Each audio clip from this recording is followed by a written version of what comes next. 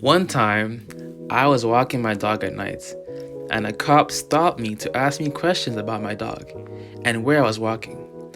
I didn't realize what he was doing until he asked me if I walked past a gas station about 30 minutes ago. I immediately told him I'm no longer comfortable talking with him.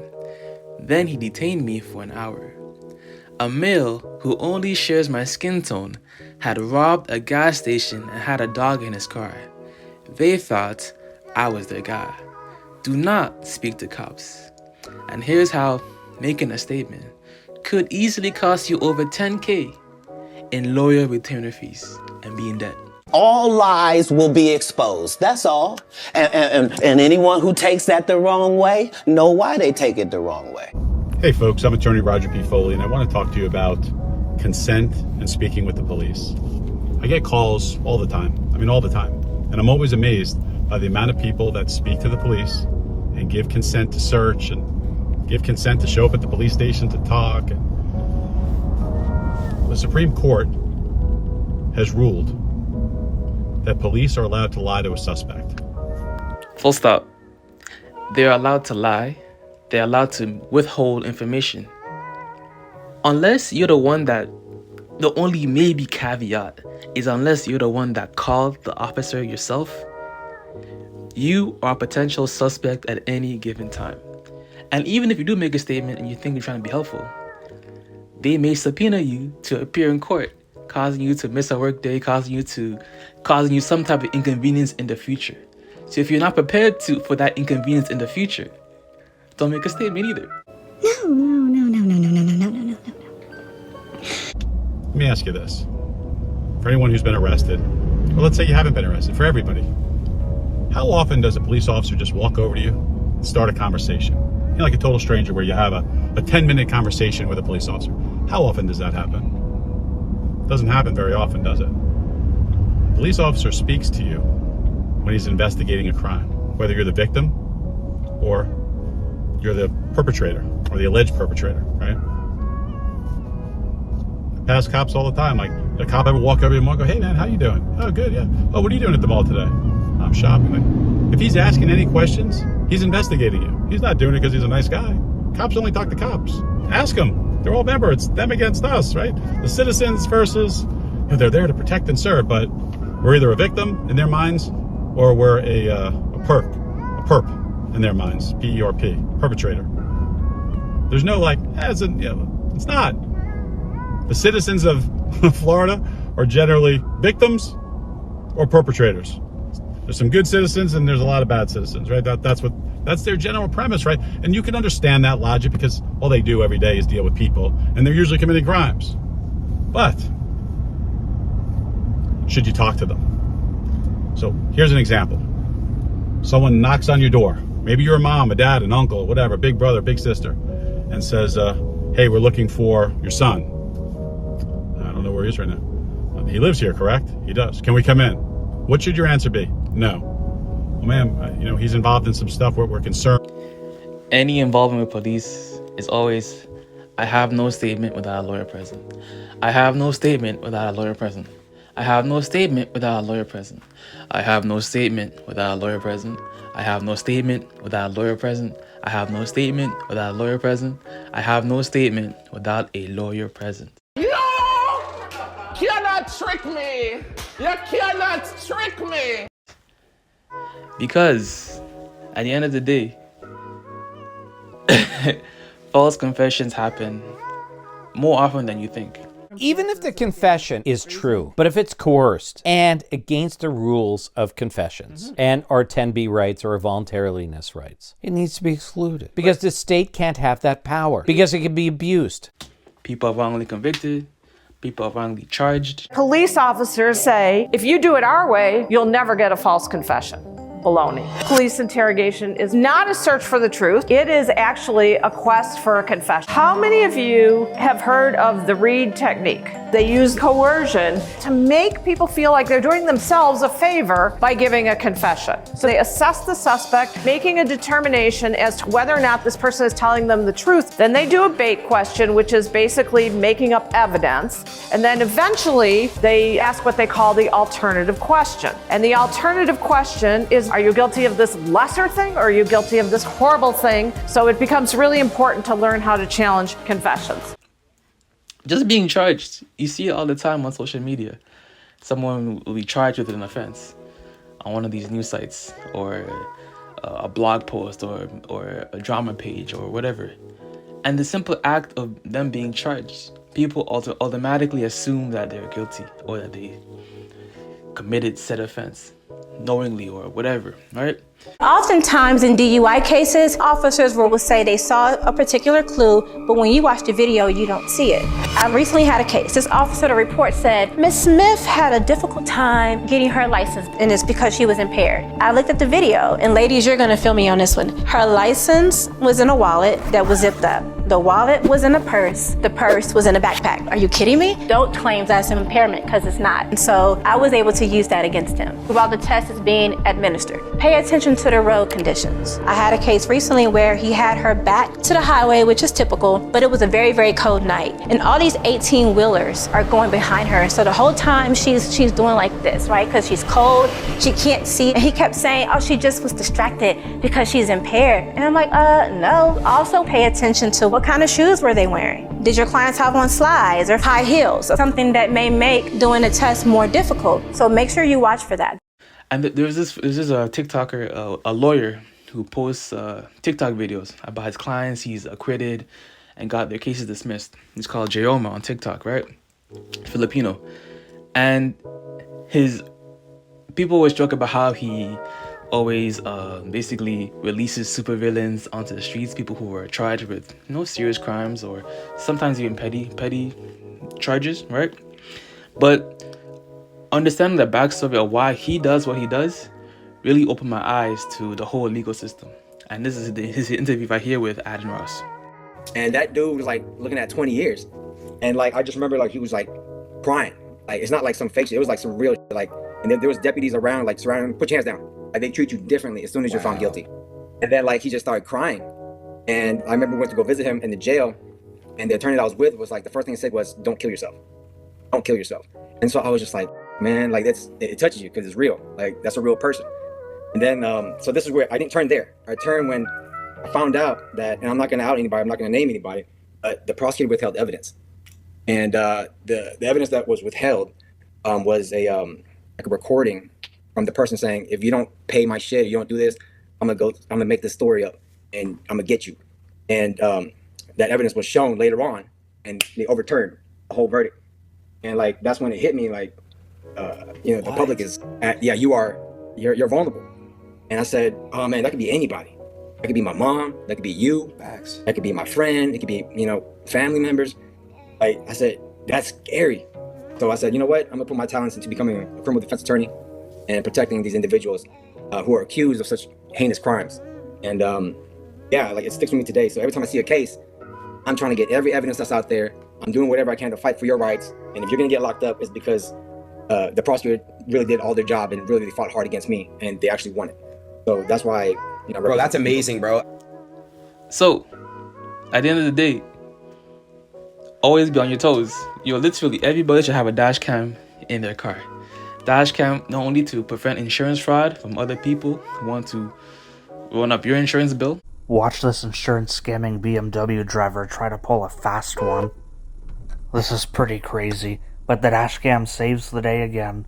I guess the guy was late on his car payments or something. What are you doing, dude? What do you mean? Dude, I have you on camera. You are backing up to me. Backing up? Yeah, I have you on camera. What are you talking about?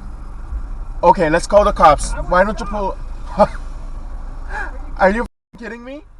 Yeah, what a why joker. don't you pull over? I have you on camera. He's definitely late on his car payments and he's trying to think of anything so his car doesn't get repossessed. Let's go. Come on, let's what call an the idiot, cops. though. But also for cops, people who are saying, "Oh, you passed the red light, you were speeding at a certain marker." Andy Harville, a resident of Guyton, Georgia, was driving and realized he needed to stop for gas. As he entered the station, he noticed a Guyton Police Department vehicle staged on the side of the road looking for potential speeders. After fueling up, Mr. Harville leaves the gas station, stopping at a stop sign to wait for his turn to enter the lanes of traffic. He then passes the officer he had previously observed and notices the cruiser pulling out behind him. And seconds later, Officer Marcus Parker initiates a traffic stop. Morning, I'm Officer Parker with the Guyton Police Department. Any reason you ran that stop sign right there? What stop sign? Going right there at Parker's. One that I sat there for like 5 minutes waiting for the traffic to go through? You have a driver's license. I do.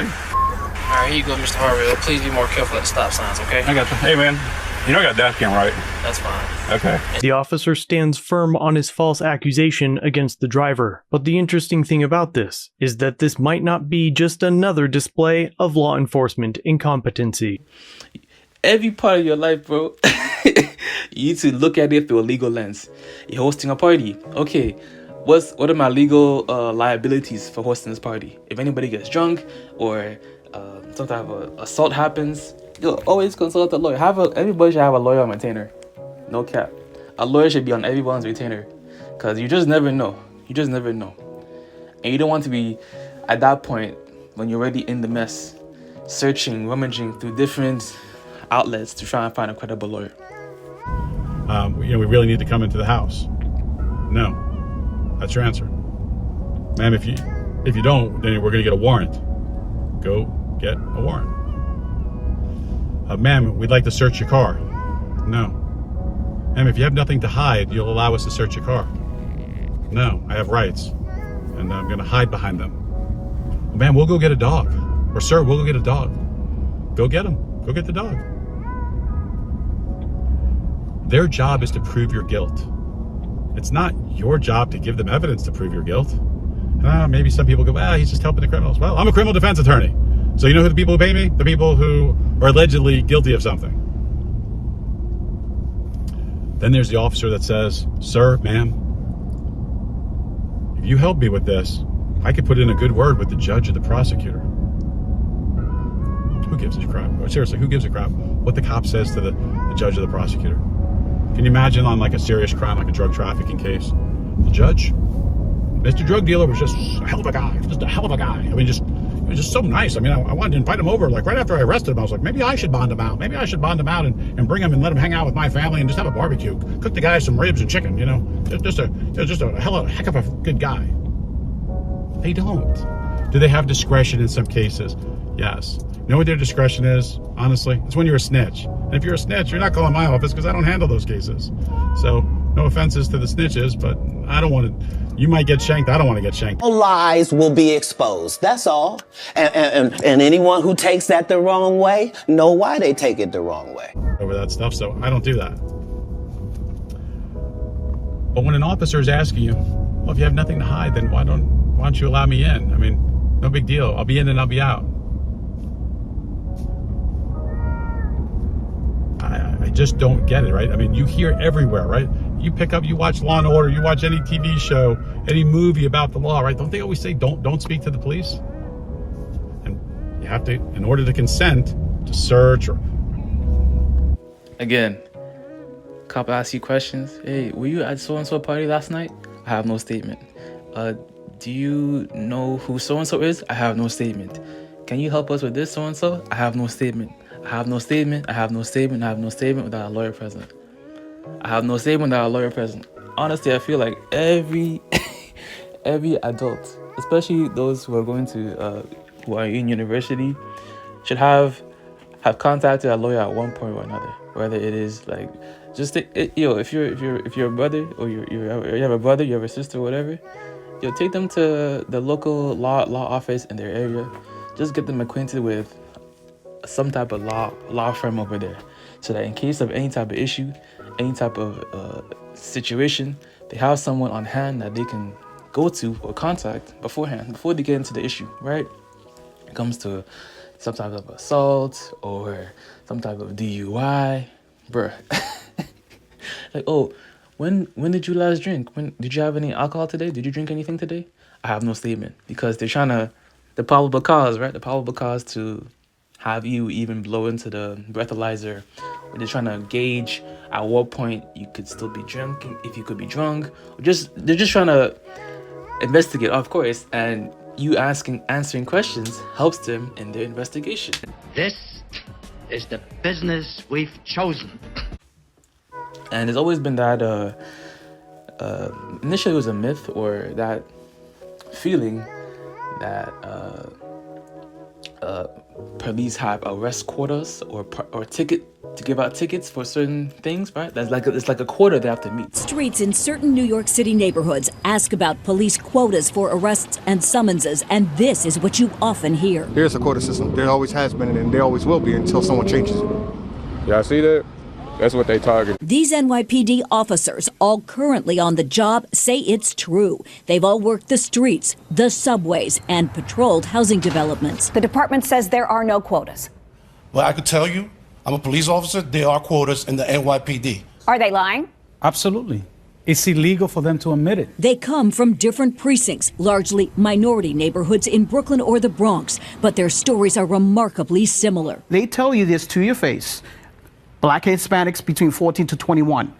They must get stopped. They're plaintiffs in a federal class action lawsuit that claims the NYPD is violating a 2010 state ban on quotas, speaking out together for the first time. At the end of the month, these officers, whoever don't have that arrest or those few summonses, they're pressured to find something. You might not see nothing. You're supposed to be visible. You might not see anything, but you go hunting, like bounty hunting for an arrest. Locking up some old guy, some homeless guy, finding somebody who's riding a bicycle on the sidewalk, who's spitting, and you bring him in. The problem is when you go hunting, when you put any type of numbers on a police officer to perform, we are gonna go to the most vulnerable. The most vulnerable? Of course, we're gonna go to LGBT community, we're gonna go to the black community, we're gonna go to those people that have no vote, that have no power. If we start doing what we're doing in Midtown Manhattan, a phone call to the mayor's office is gonna be made. That's gonna be the end of it. We're the predators, they're the prey. The worst thing you can have is a police officer that needs an arrest for the month. So you're all minorities. How does that make you feel? It's horrible. This is something coming from the top that trickles its way down, and this is why we're all here today. We first interviewed Officer Edwin Raymond last month. He says he's been recording conversations with NYPD officials for the past 2 years in an effort to prove alleged quotas and retaliation against cops who don't rack up numbers. They're breaking the law. Raymond's claims elicited this expletive from the police commissioner. Bull is it? Bull is my response to that. The commissioner insists his policies are focused on the quality of arrests and summonses, not the quantity. The officer's attorney. Is the commissioner lying? Yes.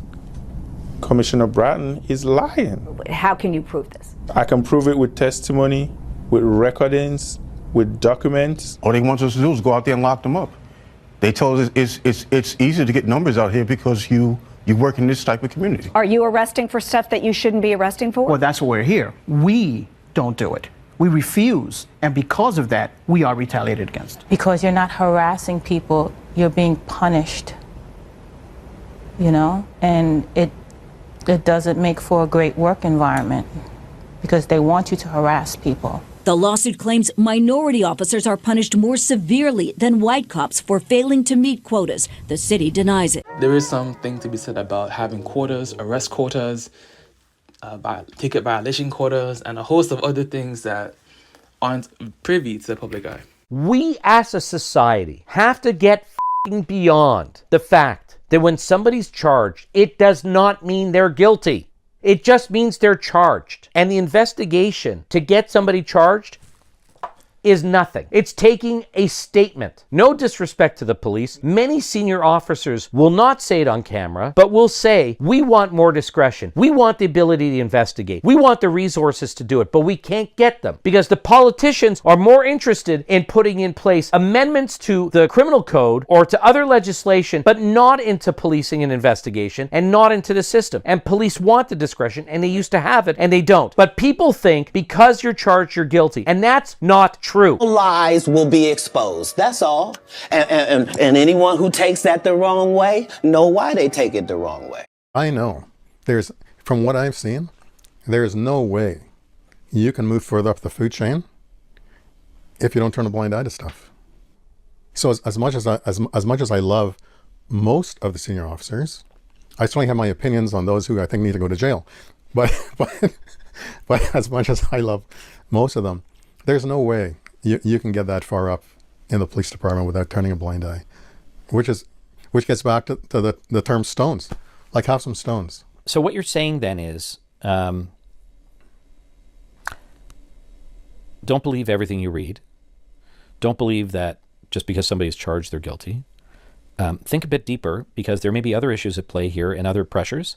And in fact, sloppy work may exist and people may be innocent. There can be wrongfully accused. And if policing really cared about what they were doing, they'd be putting in much harder work. Because I've met a lot of officers who were like good at their job, but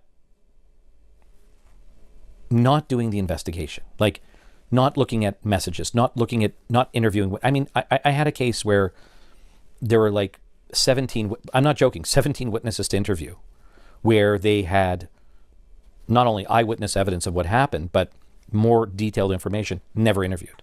What the went wrong? And where did we lose the notion that we are supposed to investigate fully? Typical domestic violence. Ma'am, sir, Susie or John just told me that you did, and I just want to hear your version. Where are you? I'll come meet you. What? Remember I did the video recently, 2 ears, 2 eyes, 1 mouth. Keep your mouth shut. Just keep your mouth shut. If you don't cooperate, your kids could be taken from you, man. Oh my goodness, I can't even tell you how many times clients have told me that. Do you even respond to that? Because I gotta imagine, like, most people would get upset, right? You talk about taking my kids, I didn't do anything, whatever, like the drama that comes with that. Don't say anything. Let them do what they have to do. It's their job to prove. Before your kids are taken, it's clear and convincing evidence. There's a hearing, there's due process. Ain't no one taking your kids. I'll go get a search warrant if you don't let me in. Go get it. Are you going to write that yourself? I mean, I would think it might. I wouldn't say it. Are you going to write that affidavit yourself, or is the state attorney's office going to help you? Just make sure you get it accurate, because my attorney's going to attack it. And that's where the good word comes in, folks, right? Are you worried? Hey, that officer put in a good word for me. No, he won't. He doesn't care about you. Doesn't like you. He's arresting you. They might act nice to you at times, and they might act mean to you, right? There's different types of people. But they're not your friend. Understand they're not your friend. He trying to get that promotion. That promotion. Lawyer on retainer. Yo, listen. Especially when you don't expect to be paying like extra fees for a lawyer. But depending on what it is and how severe the charges, you're looking at a cool minimum on the low end, 3K, high end, 10K plus. Imagine. And again, what is the saying? The saying is always, what you say can and will be used against you. No. It doesn't say it'll be used to your benefit. It doesn't say it'll be used to prove your innocence. The saying is always, what you say can and will be used against you in a court of law. There's no benefit. There's no benefit in that statement. Even if you think you're not a suspect. I have no statement without a lawyer present is your constant answer. Hey, do you know how fast you were driving? I have no statement. Oh. Do you know if you saw the red light? I have no statement. Oh. I just want to ask you a few questions. I have no statement without a lawyer present. Again and again and again. Probation's not your friend, right? DCF is not your friend. State trooper's not your friend. The judge isn't your friend. The prosecutor's not your friend. And they're not my friends either. Like, that's the reality. I tell people, as a defense attorney, I can hope for some respect, call back, and a debate. No judge is going, Foley's on the case, let me just dismiss this because he's a hell of a guy or he's a great attorney. That doesn't happen. Every case, you got to fight your battle. And if you don't fight, then you're a sellout for your clients. And I see all your comments about all the sellouts. There's a hell of a lot of them, apparently. But stop consenting. Keep your mouth shut. You can be polite. You can listen. So I had someone that called me the other day, and they said, hey, I was involved in, I don't know, it's like an argument, a fight, however you want to verbalize it. And the cops came to, I don't know, his house or whatever, he wasn't there. And he said, well, do you think I should call them or go there and tell them, like, hey, look, and I was at that party and this is what went down? And I was like, are you special? Like, do you have are you mentally challenged? Were you in a slower class? Why would you do that? You're gonna go tell them your version of the story? You just, yeah, it was over. So you were at the party. Now you just put them, they have to prove all these things, right? It's a bunch of elements. It's a bunch of, just think of a recipe, guys, right? This is the best way to think about criminal defense. It's a recipe. So let's say you're cooking something, it's got 10 ingredients. They have to prove every ingredient. So they got to go to Publix and they got to buy every ingredient. In criminal defense, they got to provide testimony, physical evidence of each element. And if they don't have that, they can't be successful in sustaining a conviction. So why would you give them that? Why? Just think about that. If there was a mugger coming down the street and you heard the mugger talking to his buddies as he's coming, he goes, man, I got this great gun, but I don't have any bullets. Man, I couldn't do anything. I got a gun that doesn't work. I don't have any bullets. And you happen to have some bullets. And the guy comes over and he goes, let me get that chain. Let me get your wallet. And you're thinking like, you haven't got no bullets, buddy. And then he says, I see you got some bullets. Can I have them? And you go, okay. And you give him a bullet. It's like, right, you would have to be special. You'd have to be disabled. Jeez. That example right there. You're giving them the bullet to shoot you. Jeez. You're giving them the bullet to shoot you. Not only is your credibility going to be on the line in the event that you get a press release on your name or a news report, but now you're paying fees, you're possibly on probation with certain restrictions. There's just no benefit. Anything you anything you say can and will be used against you. So the rebuttal is always, I have no statement without my lawyer present. I have no statement without my lawyer present at all times. It seems like, and again, 20 years of doing this, people feel compelled to explain themselves to a police officer. Like a police officer holds some sort of weight or authority over you. An officer only holds authority if he's arresting you for a crime. You don't have to speak to him. You can be courteous. You don't have to be rude. You don't have to be disrespectful. You don't have to call them names. They can't comment in a case about whether you chose to invoke your Fifth Amendment privilege, right? If you remain silent, they can't go, well, I asked him all these questions and an innocent man would tell me what had happened, but he didn't, so I knew it. They're not allowed to do that. What they're allowed to do is lie to you, to try to convince you, to interrogate you, to pressure you, to scare you. They're allowed to do all those things. And they do. And you keep doing the same stuff. So listen, consent to search, consent to talking, stop, just listen. And if an officer is going to arrest you, he's going to arrest you. You can't win that battle in the street. You can't. His good word means squat.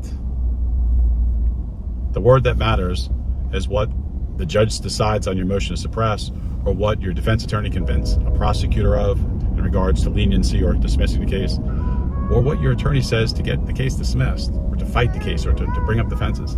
That's the word that's important. So remember that. Be nice to your attorney. Anyway, I'm attorney Roger B. Foley. You know what I do. And therein lies the crux of it. Until you actually go through the legal system, you never really understand the full scope of everything that goes on. Your rights being violated, why there's things such as probation, why there's things such as bail. Anybody can be charged with anything. Even just uttering threats, just using words against someone can lead to a charge. Just a testimony, just your words, just the word of someone else without any other cooperation can lead to a charge on your end.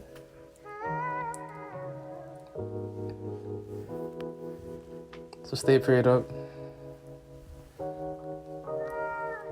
And don't be too relaxed with coworkers or anybody else outside, because you never know people's intentions, especially if you have something to lose. Like your credibility is always on the line anytime you go outside. People committing insurance fraud, people committing retail theft. And just people who have nothing to lose, trying to tarnish your good name.